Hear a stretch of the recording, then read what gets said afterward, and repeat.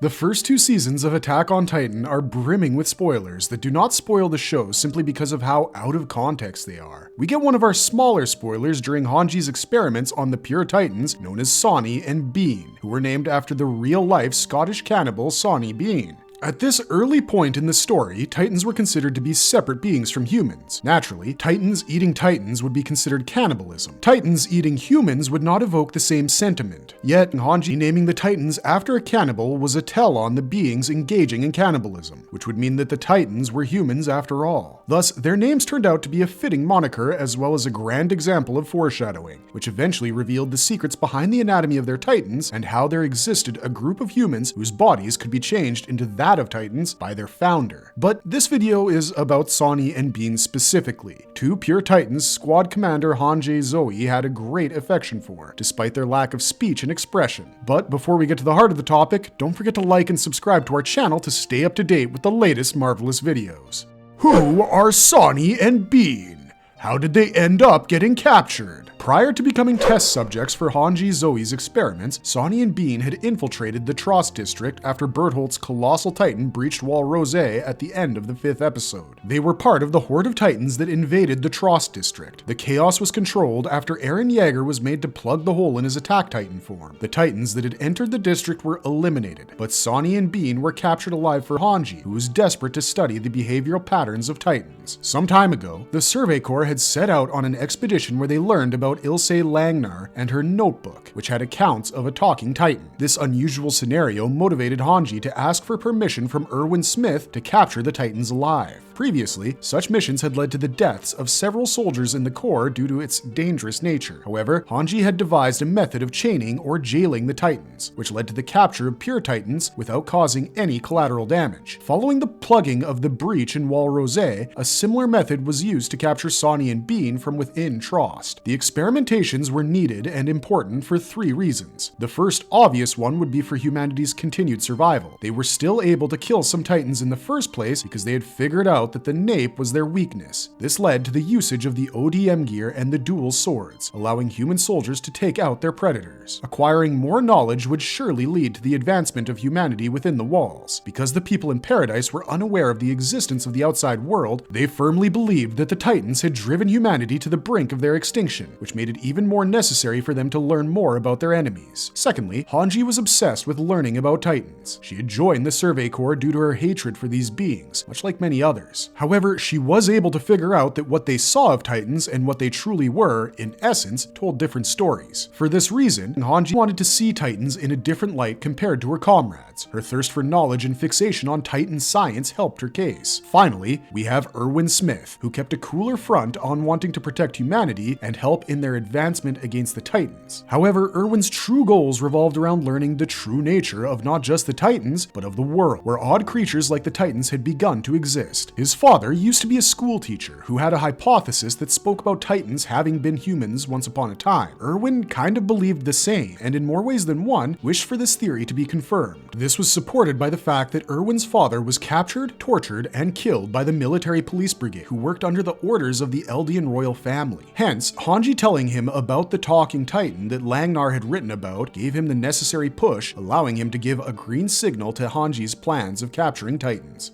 What did Hanji's experiments with Sawney and Bean reveal about Titan physiology? For starters, Hanji grew interested in Titans after a shocking anatomical revelation. She had realized that Titans were surprisingly light despite being huge. She had lifted a severed Titan arm and kicked away other parts of the body, which should not have been possible, rather that easy because of their sizes. In fact, something as huge as a Titan should not have been able to walk in the first place, let alone run. The reason behind them being so light was because the Titans were created in the paths using something similar to sand, and well, sand isn't supposed to be heavy at all. But instead of focusing on what we know, let's get down to what Hanji discovered with Sawney and Bean. Once Sawney and Bean were captured, they were restrained with hard wires that either held them upright or kept them stuck to the ground. Huge pins that prevented them from moving much were also installed. Hanji then attempted to communicate with them, possibly due to what Ilse had accounted for in her notebook. Unfortunately, that didn't yield results, and it was concluded that it was not possible to hold meaningful conversations with Titans. One of the Titans was a 4-meter class, while the other was 7. Hanji named the shorter one Sawney and the taller one Bean to address them. It was also revealed that Titans didn't eat or drink anything, or rather they didn't need to. They had vocal organs like humans, which came with their humanoid anatomies, but they didn't breathe,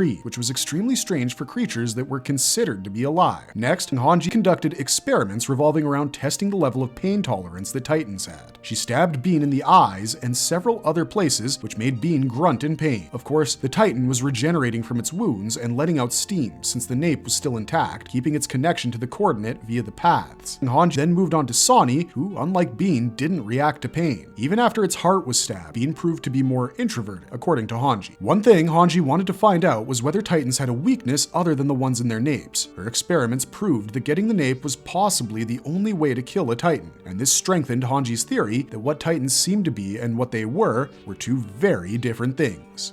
What did Sawney and Bean's personalities reveal about Titan behavior? Was it influenced by their anatomy? As we've mentioned, Hanji referred to Sawney as a more introverted Titan than Bean. She even said that Sawney had a hard time expressing himself, and that didn't change even when she stabbed him in the heart. But at the same time, pure Titans are also considered to be mindless, which should make them incapable of the emotions that they need to express. Due to Hanji's strange love for Titans, or rather, for knowledge, she was humanizing the predators who had killed so many of her comrades. She cried when she had to hurt the Titans, tried to gleefully interact with them, and even gave them names. The interesting thing here is that even though others thought Hanji was insane for treating and personifying Titans the way she did, Titans were formerly humans after all. Not sure if this would count as foreshadowing, but this might have been an intentional addition on Isayama's part. In our video about abnormal Titans, which you should totally check out, we've theorized about certain Titans retaining bits and pieces of their human personalities, which is how the talking Titan was able to correlate Ilse with Ymir due to the similarity in their faces. According to this theory, Bean might have naturally been more extroverted as a human, while Sawney was more quiet. One thing remains certain: even in captivity, both Sawney and Bean were willing and attempting to eat Hanji. This is because pure Titans are naturally geared to attacking humans and Titan shifters. They lack excretory organs and don't defecate, so they don't need to eat. They get their vitality from sunlight, and yet their main motto is to eat humans because they want to consume a Titan shifter and become human again. Trying to talk to a Titan could result in making them more violent, which is how both Hanji and Ilse got attacked. The reason why we correlate their anatomies to their personalities is due to them being subjects of Ymir, and by extension, being connected to the coordinate via the paths. Individual personalities aside, certain Titans could have stronger connections to the coordinate, allowing them to retain a smidgen of their humanity, resulting in the perceived personality of the Titans, and in some cases, making them abnormals. This is supported by the fact that Zeke, who is a Titan shifter of royal blood, can turn normal Titans into abnormals. His presence and control may give these Titans a stronger connection to Ymir Fritz.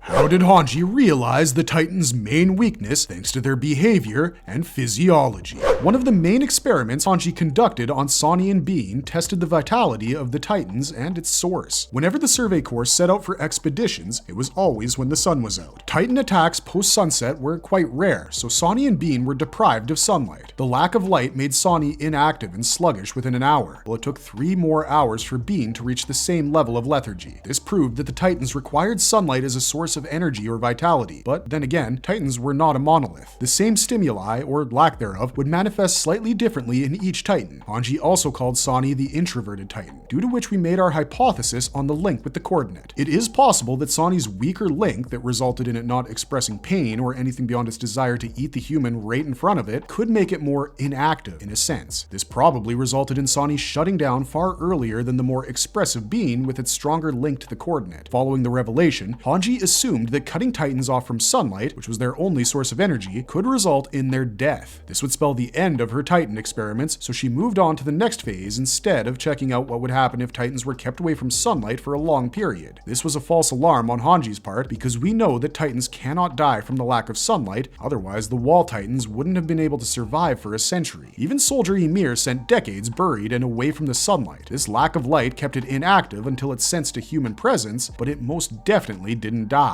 Sometime in Season 2, we see the Survey Corps utilize this information to their own benefit and make their move at night. night. The talk about the possible breach in Wall Rose led to the search faction setting out at night. Of course, no breach was found since the residents of Ragako Village were turned into Titans. Later, some of the cadets from Aaron's faction of the Survey Corps and a couple of superiors took refuge in Utgard Castle that night. They didn't expect a Titan attack due to the lack of sunlight, and yet they were attacked by Zeke and the people from Ragako Village, who had been turned into Titans by Zeke and his spinal fluid. They were able to operate at night for two reasons. The first, more obvious one would be Zeke's presence and control. The second one was the fact that it was a full moon, so the moon reflected a lot more sunlight than it would on a normal day. For most of the members of the Survey Corps, the attack flipped their theories over sunlight being the source of Titan energy over their heads. But in reality, Hanji's conclusions were still correct, because had it not been for Zeke and the full moon, the pure Titans would not have been operational at that hour.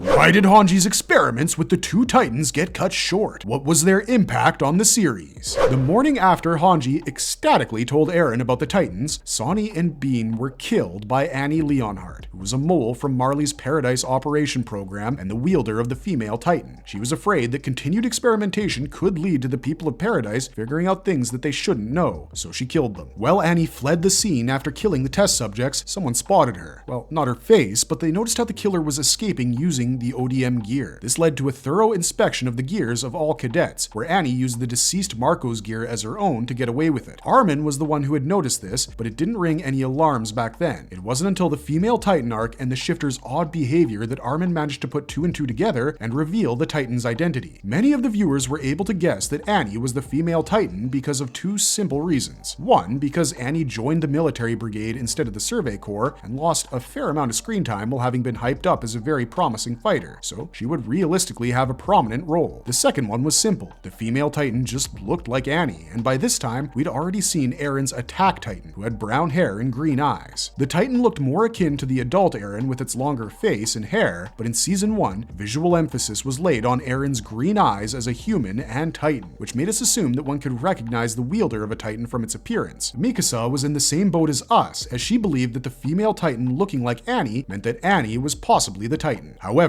the Survey Corps could not launch an all-out attack on one of their former cadets and a present-day member of the military police based on hypothesis alone. They needed solid proof that went beyond appearance and behavior. This proof came in the form of Annie not using her own ODM gear during the inspection of the deaths of Sawney and Bean, and Armin noticing it. Not using her own gear meant that she was hiding something, and Annie killing Sawney and Bean because she was a Titan shifter made it all fit together. And all of this led to the female Titan arc, which showed us Annie crystallizing herself and the Wall Titans, leading to Reiner and Bertholdt's reveal and everything that followed that.